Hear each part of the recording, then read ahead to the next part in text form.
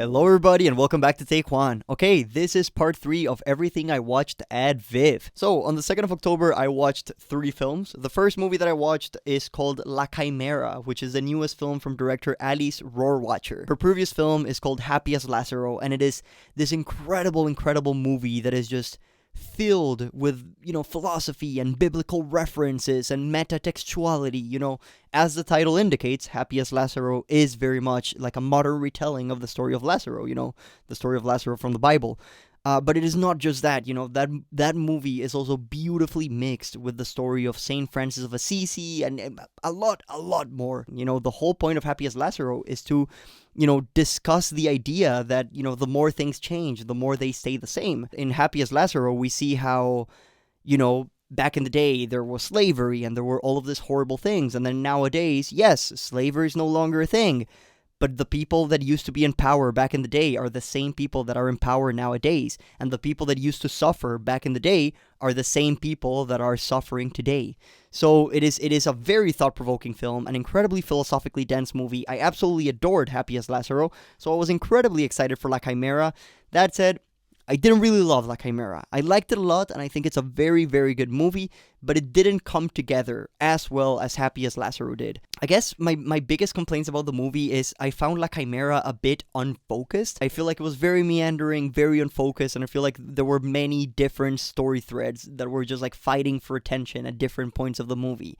There's like 2 different romances, one in the present, one in the past, and then there's like all this stuff with this group, and then there's like this weird boss person. It just never came together for me by the end of the movie. Another complaint that I have about this film is most of the side characters just end up becoming like a mass, like a group of characters, but I couldn't tell you what differentiates one from the other. I couldn't tell you what this guy specifically wants. They're all just like this big group.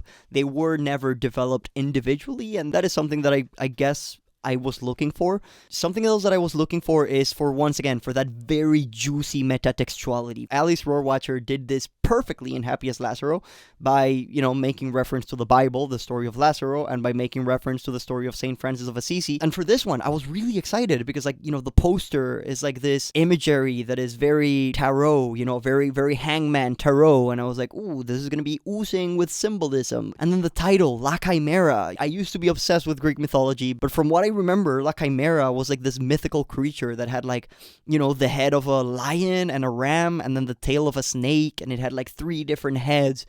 And I was very excited to see what this movie would do with that. And, maybe I just didn't catch it. Maybe it is there and I just didn't see it. But I kept waiting for that moment, and by the end, I'm honestly not really sure why it's called La Chimera. I mean, I guess maybe, the chimera in Greek mythology is basically a creature with many different heads, but it's just like a one entity, one mass. Maybe this brings back to what I said about the side characters and how they all blend together into this big mass.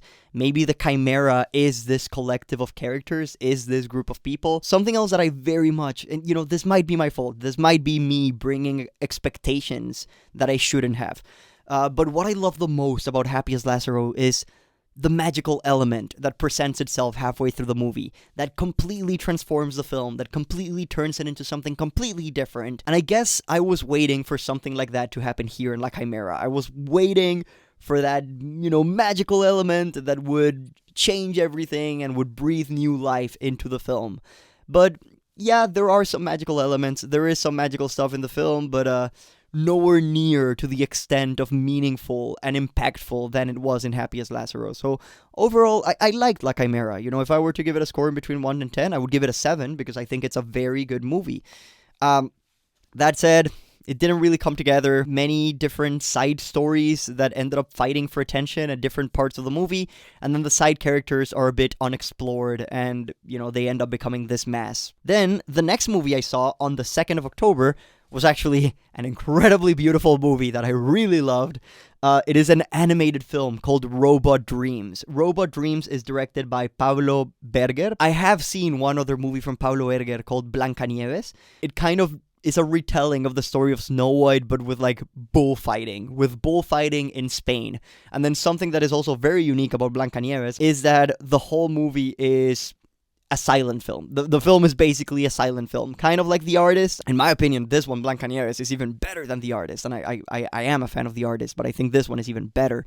And I loved Blancanieves. I thought it was very unique, very specifically Spanish, and I couldn't wait to see what he would do next. And then he came out with this animated film called Robot Dreams, and I had seen the trailers, I had seen some of the pictures, and I was like, okay, it looks cute, the animation looks cute. It's like a dog befriending a robot, like, it's gonna be cute, but nothing else. I kind of went in expecting something like that, but I was blown away by just how affected emotionally I ended up being by this film. I can't believe I'm saying this, but out of all the movies I've seen in 2023, Robot Dreams is the one that has reminded me the most of past lives, especially the ending. Oh my god, I can't believe I was in tears watching this freaking movie, this animated movie about a cute robot and like a cute dog. Other stuff that I loved about Robot Dreams is the movie is called Robot Dreams for a reason. There are many moments in the film where we see the dreams that the robot is having, and these dream sequences, I loved them. They were incredibly surrealist, incredibly colorful and creative, and I thought all of those surrealist scenes, all of those dream sequences really came together and really elevated this movie to a whole new level. There is one dream in particular that I absolutely loved, where you're seeing the screen and the image on the screen is full of it's full of snow. It's full of snow, and in movies, when you go to watch a film, there are things called letterboxes, that are like the black screens that are like at the very top and at the very bottom of the screen. And the point is, in this film, when you're watching this dream where the screen is full of snow, suddenly the snow starts falling into the letterboxes. It's very meta. It's playing with the film medium in and of itself, and it just filled me with joy and sense of wonder. When I was watching Robot Dreams, I was a bit concerned about how meandering it was. It felt like every couple of scenes was like a side quest or like a side thing, that we have to do before we do the final thing, before we do the end goal. That said, by the end, it all clicked and everything made perfect sense. And I finally realized that all of those scenes that I had found meandering and pointless throughout the entirety of the movie were actually just, a depiction of life. Stuff in life doesn't necessarily build up to a certain point. We meet different people that never come back to our lives. We interact with people just once and then they disappear. And that's life. Life is nothing but a sequence of interactions.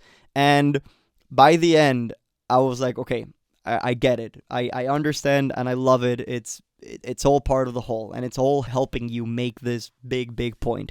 So in conclusion, I love Robot Dreams. I thought it was a great movie. I think I like it even more than Blancanieves. And I would give Robot Dreams an 8 out of 10. I think it's a very strong movie. It's a great movie. It's a heart-wrenching movie. But yeah, I loved it. Now, the last movie I saw on the 2nd of October is Close to You, which is directed by Dominique Savage. And it stars Elliot Page after his transition. I'm sure you guys are aware, Elliot Page used to be known as Ellen Page and acted in a bunch of movies such as Juno and Inception. I might be mistaken, but I think this is the first film he stars in now that he has become a man. So I was very interested in watching it just because of that. And I was very impressed by his performance. Elliot Page's performance in Close to You is absolutely amazing. An incredible performance.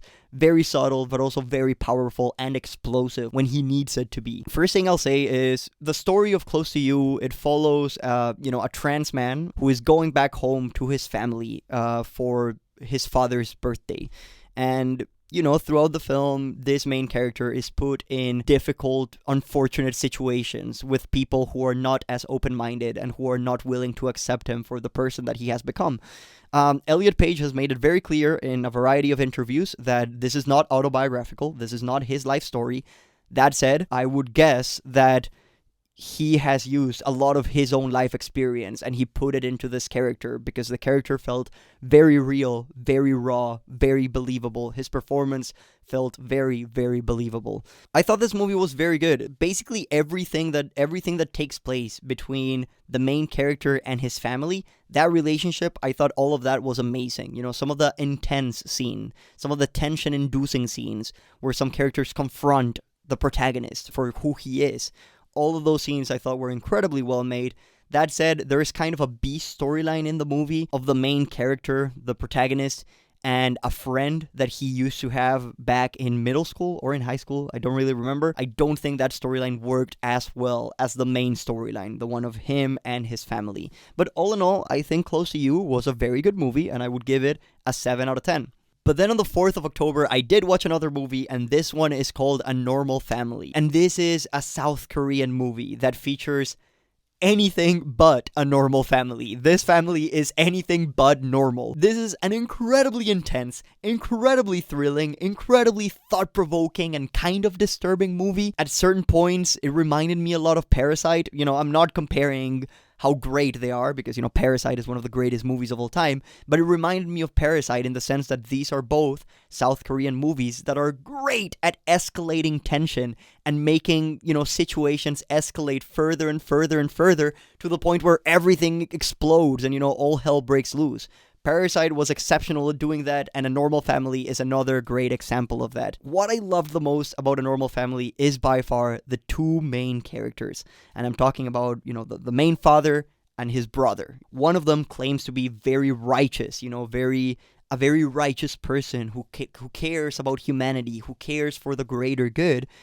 And then at the other side, we have the brother who... he's a lawyer, and he basically ends up defending some pretty sketchy people with the excuse that, you know, it's just a job. Someone will do it, so he might as well do it. And he does it well, and he gets money, and he sustains his family. So that's how he defends his actions. But then at the other side, the other brother, who claims to be very righteous, he is a doctor, you know, he cares for humanity.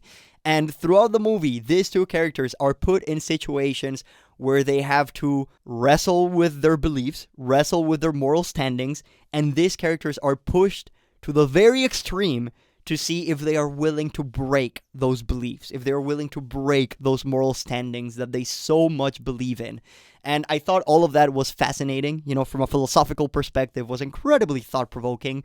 And once again, the escalation of tension and the escalation of events in this movie was just beautiful. My one little problem with the movie, and it's not really a problem, it's more of something that me subjectively I would have enjoyed. I would have loved if the ending, and by the ending I don't mean like the last 30 minutes, no, I mean like the last shot of the movie. I would have loved it if the last shot of the movie, the last moment of the film would have been a bit more ambiguous. But that's just me, you know, it might work perfectly for you. But all in all, I thought A Normal Family was an absolute banger. Just incredibly entertaining, incredibly thought-provoking, with some great performances, some great philosophical questioning, some, you know, philosophical ponderings.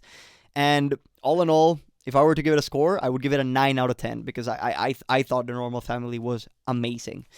And that is it for part 3 of everything I watched at VIFF. There is one more part remaining. I hope you enjoyed this, but that is it for this video. Goodbye.